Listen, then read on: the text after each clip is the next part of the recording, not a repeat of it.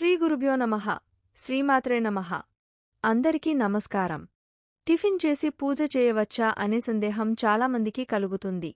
మరి ఇలా చేయవచ్చా లేదా అనే విషయాన్ని మనం ఈ వీడియోలో తెలుసుకుందాం. ఈ వీడియోకి ఒక లైక్ వేసి మీ ఫ్రెండ్స్కి షేర్ చేయండి.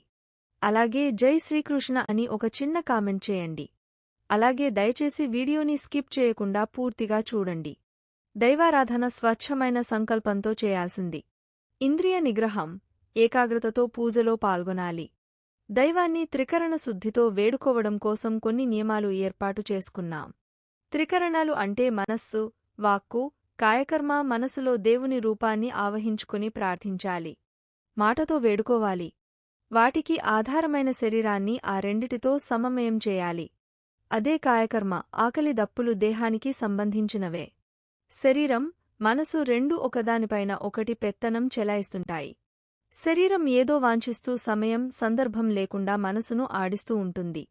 అయితే బుద్ధితో మనసును అదుపు చేసినప్పుడే సాధన సజావుగా కొనసాగుతుంది. పూజకు ముందుగా అల్పాహారం తీసుకోవడం కూడా ఈ కోవలోకే వస్తుంది. హిందూ సంస్కృతి అనేక సంప్రదాయాలకు నిలయంగా చెప్తూ ఉంటారు. పూర్వకాలం నుండి వాటిని పాటిస్తూ వస్తూ ఉన్నారు. కాని ఆధునిక సమాజంలో చాలామంది వీటిని మూఢనమ్మకాలుగా కొట్టిపారేస్తూ ఉన్నారు.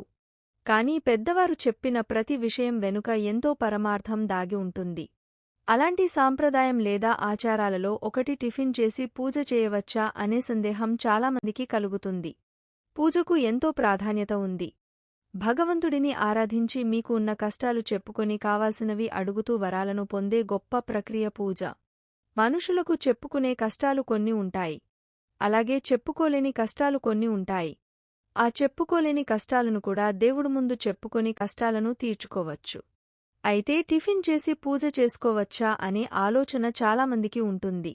దీనికి పండితులు ఏం సమాధానం చెప్తూ ఉన్నారంటే, సాత్వికమైన ఆహారం తీసుకొని పూజ చేసుకోవటంలో తప్పు ఏమిలేదని ఆధ్యాత్మిక పండితులు చెబుతున్నారు.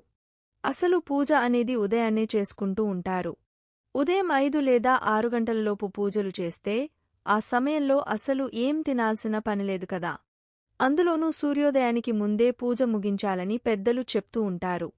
సూర్యోదయానికి ముందే పూజ చేసుకుంటే తినడానికి అవకాశం ఎక్కడ ఉంటుంది? అలా కాదు, మేము 9 గంటలకు పూజ చేసుకుంటాము అంటే ఆ సమయం వరకు ఆకలితో ఉండలేరు. కాబట్టి చాలా తక్కువగా ఆహారం తీసుకోవాలని ఆధ్యాత్మిక పండితులు చెబుతున్నారు. ఒకవేళ ఎక్కువ ఆహారం తీసుకుంటే పూజలో కొన్నిసార్లు సాష్టాంగ నమస్కారాలు చేస్తూ ఉంటారు. కాబట్టి ఆ సమయంలో ఇబ్బందిగా ఉంటుంది. కాబట్టి టిఫిన్ చేసి పూజ చేయటంలో తప్పేం లేదని పండితులు ఇలా చెప్పారు. అసలు ఇంత ఆలోచన ఎందుకు? పూజ అనేది సూర్యోదయ సమయంలో చేసుకోవలసినది. ఉదయం లేవగానే అన్ని పనుల కంటే భగవంతుడికే ప్రాధాన్యత ఇవ్వాలని పండితులు అంటూ ఉన్నారు. మరి అలా జరగాలంటే సూర్యోదయ సమయంలోపుగా పూజ ముగించే చేయాలి. మరి ఇలా చేస్తే ఇక టిఫిన్తో సంబంధం ఏముంది? అందువలన రోజు ఉదయాన్నే ముందుగా మీ సమయాన్ని దేవుని సన్నిధిలో గడిపి ఆయన్ని పూజించి తర్వాత మీ పనులు చేసుకోండి. ధార్మిక కార్యాలను నిర్వహించడానికి శరీరం మూలాధారం. శరీరం రోగగ్రస్తమైతే ఏదీ సాధించలేం. ఆకలిని నియంత్రించగలిగిన శక్తియుక్తులు ఉన్నప్పుడు నిగ్రహించుకొని అల్పాహారం తీసుకోకుండా దైవారాధన చేయడమే శ్రేష్టం. శరీరం సహకరించినప్పుడు ఔషధాలు తీసుకుంటున్నట్లయితే అల్పాహారం తీసుకుని నిత్యపూజ చేసుకోవచ్చు.